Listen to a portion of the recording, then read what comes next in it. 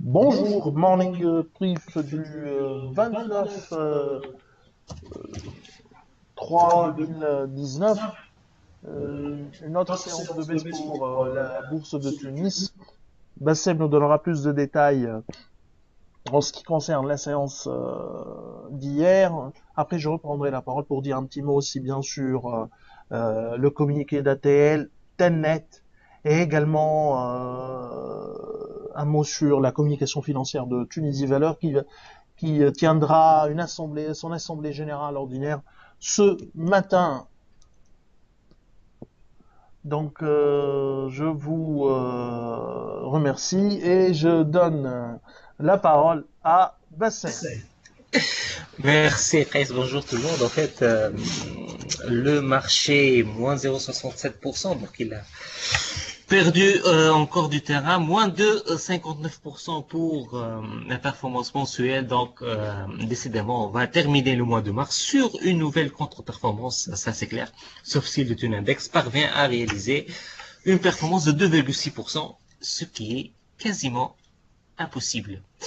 Le volume, à peine 3 millions de dinars hier, dans un marché largement dominé par le CBT, 780 000 dinars, et Tijeri Bank, 314 000 dinars. Donc réellement, deux banques qui ont fait, ou bien deux compagnies qui ont fait 35% du volume. Donc on a toujours ce problème de fond, à savoir les volumes sur la place de Tunis, les performances 6,07% pour la Simpar, Anibali 6,50 oui, dinars comme cours de clôture plus 4,44%, Adoui à plus 4,21%, 4 dinars 7.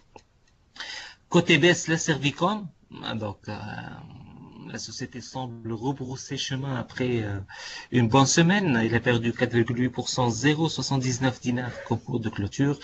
Et la SPDIT, moins 2,9% des dinars 370. Et le marché semble assez déçu par le dividende annoncé par la société.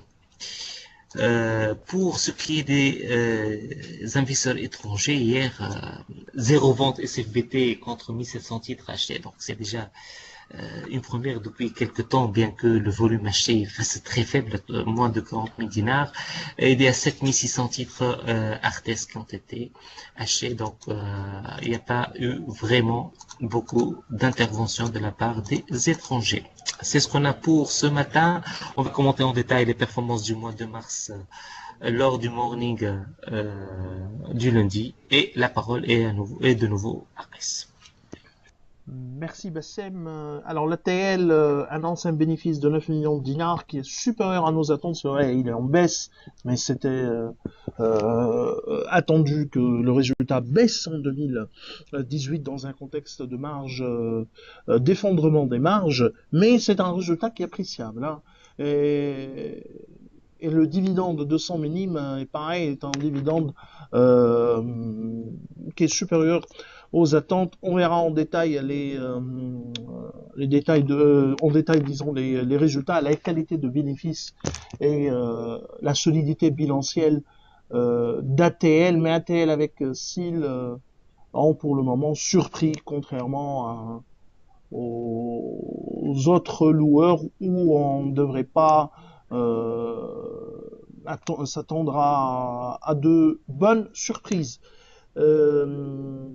Alors, Tunisie Valeur, hier a tenu une communication financière. Pour ce matin, on a une assemblée générale pour approuver les comptes. Bien sûr, deux informations essentielles, c'est que pour le passage, disons,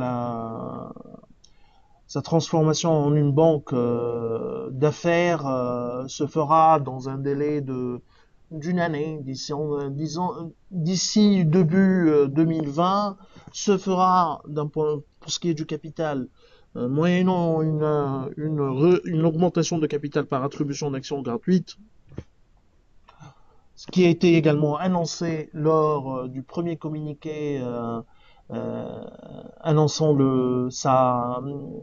l'obtention de l'accord de la Banque centrale pour se transformer en une banque d'affaires.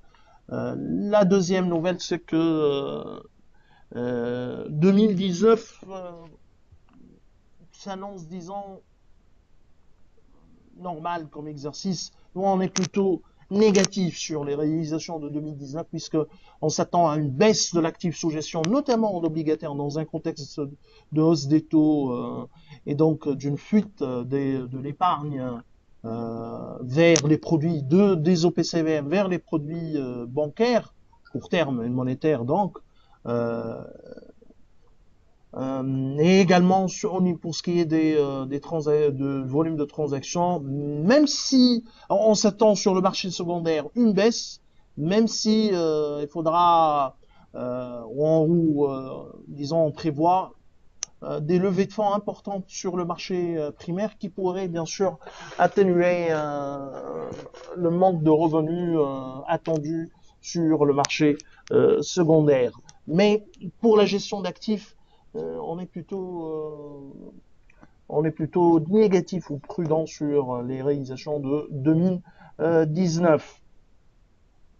Alors pour ce qui est de Telnet, Telnet a fait un communiqué sur son projet de satellite, puisque au 1er avril, il y aura la signature à Sfax d'un accord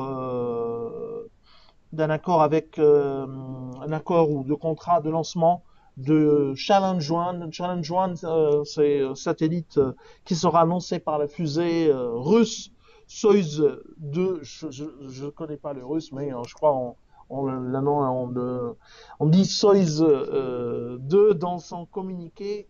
En revanche, le groupe n'a pas précisé l'impact financier de ce projet sur ses comptes. Bon, Telnet annonce officiellement son entrée dans le monde des satellites, renforçant ainsi son activité aérospatiale, puisqu'elle était déjà présente dans tout ce qui est l'aérospatial à travers des opérateurs français et européens, d'une manière générale. On verra ce que portera ce nouveau projet et l'impact de ce contrat sur les comptes de Telnet. Je vous remercie pour votre attention. Je vous donne rendez-vous pour lundi prochain, donc je vous souhaite un bon week-end. Au revoir, à lundi.